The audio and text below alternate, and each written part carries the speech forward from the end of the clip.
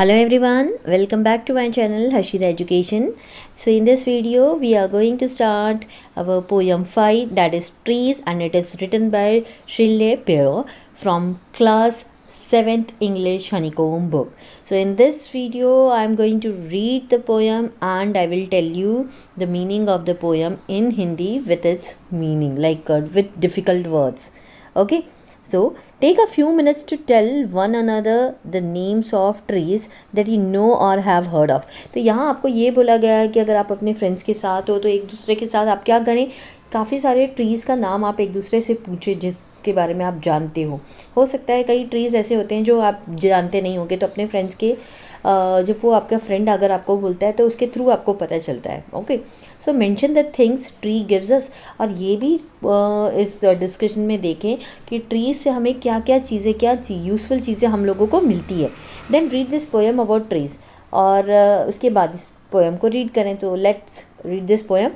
Trees are for birds, trees are for children, trees are to make trees houses in, trees are for the wind to blow through, trees are to hide behind in hide and seek, trees are to have tea parties under, trees are for kites to get caught in. तो यहाँ पे हम यहाँ पे बात कर रहे हैं ट्रीज़ की. ट्रीज़ यानी कि जो पेड़ पौधे होते हैं वो, यानी ये जो पेड़ हैं, जो ट्रीज़ हैं, तो ये किसके लिए होते हैं? ये बर्ड्स के लिए होते हैं ना. Trees are for birds. क्यों बर्ड्स के लिए होते हैं? क्योंकि बर्ड्स वगैरह इस पे आके अपने जो घोंसले हैं वो बनाते हैं, अपना घर बना के इस पे रहते हैं ना. इसी तरह से जो ट्रीज़ हैं वो बच्चों के लिए भी है. बच्चों के लिए क्यों? क्योंकि छोटे छोटे बच्चे जो है वो ट्रीज़ के पेड़ों के आगे पीछे आके बहुत खेल खेलते हैं उनके. वो कई बार उसके ऊपर चढ़ जाते हैं, कई बार छुपन छुपाई खेलते हैं, है ना. Trees are to make tree houses in. Trees are to make tree houses in का मतलब होता है कि पेड़ के ऊपर ही छोटे छोटे घर बनाते हैं. जब बच्चे खेलते हैं या जो बर्ड्स वगैरह रहते हैं तो वो उसी के ऊपर छोटे छोटे घर बनाते हैं और खेलते हैं और रहते हैं ना. इसके अलावा ट्रीज़ के जो ब्रांचेस होते हैं उसके ऊपर जो बच्चे हैं वो झूला लटका कर झूलते हैं, तो झूला झूलने में उनको बहुत ज़्यादा मज़ा आता है.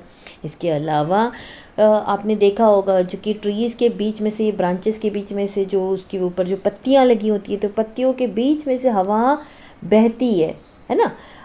इवन जो ट्रीज़ हैं इसके पीछे जो बच्चे हैं वो छिपकर, जो लुक्का छिपी, जो हाइड एंड सीक जो गेम होती है, लुक्का छिपी, वो गेम खेलते हैं. इसके नीचे जो बड़े लोग होते हैं वो क्या करते हैं, कई बार जो टी पार्टी है उसको भी अरेंज करते हैं, आयोजित करते हैं इसका.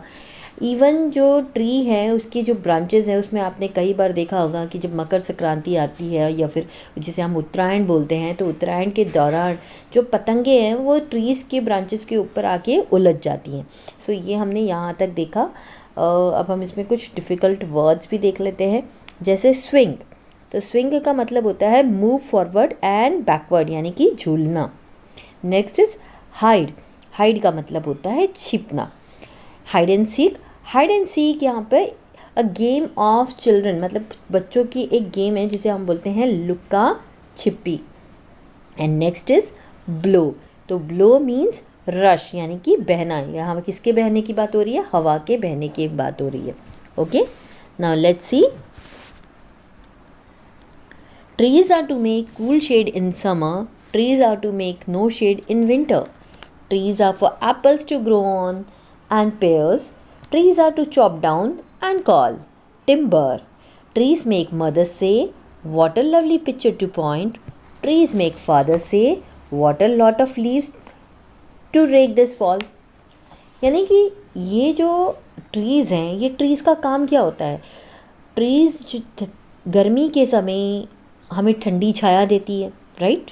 और जब विंटर का सीज़न आता है तो विंटर के सीज़न में हम इसके नीचे बैठकर, मतलब जो धूप है हम उसका मज़ा उठाते हैं. इसके अलावा जो ट्रीज़ हैं उसमें आपने देखा होगा कि कई अलग अलग तरह के ट्रीज़ होते हैं. एक एप्पल का ट्री हो गया, या फिर जो पैर यानी नाशपाती जिसे हम कहते हैं उसका ट्री हो गया, है ना. तो इन फ्रूट्स को भी हम इन ट्री के बहाने हम एंजॉय करते हैं. इसके अलावा ट्रीज़ को काट कर कई बार हम लोगों लकड़ियाँ हासिल करते हैं, जिससे हम ये जो बड़ी बड़ी जो बिल्डिंग्स बनाते हैं तो उसको सपोर्ट देने के लिए उन लकड़ियों की हमको ज़रूरत होती है. इसके अलावा आपने देखा होगा कि ट्रीज़ को देखकर जो मदर्स हैं वो क्या कहती हैं कि पिक्चर्स बनाने के लिए ये कितना अच्छा सीन है। उसी तरह जो ट्रीज़ है उसको देखकर एक फादर क्या कहते हैं कि ऑटम में कितनी अधिक जो सूखी पत्तियां इकट्ठा करने को मिल जाएंगी, ये फादर का कहना होता है ट्री को देख के। क्योंकि ऑटम के सीज़न में क्या होता है, ऑटम के सीज़न में जो पत्ते होते हैं वो झड़ जाते हैं ट्रीज़ के ऊपर से।